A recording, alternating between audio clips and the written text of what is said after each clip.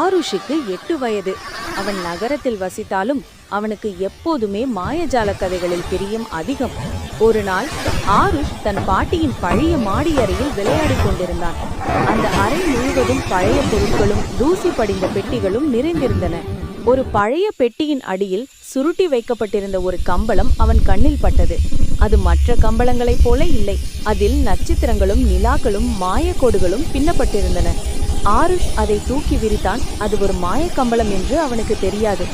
ஆருஷ் அதன் மீது அமர்ந்ததும் கம்பளம் மெதுவாக மேலே எழும்ப ஆரம்பித்தது. அவன் ஆச்சரியத்தில் வாயடைத்து போனான். அந்த கம்பளம் அவனை ஜன்னல் வழியாக வெளியே கொண்டு சென்றது. அது அவனை வானத்தில் உயர பறக்க வைத்தது. கீழே நகரத்தின் மின்விளக்குகள் மினுமினுத்தன.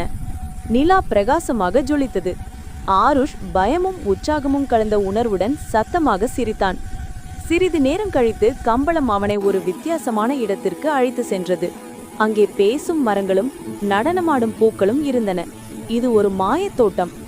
ஆருஷ் அந்த தோட்டத்தில் விளையாடினான், பூக்களுடன் பேசினான், மரங்களின் பாடலை கேட்டான்.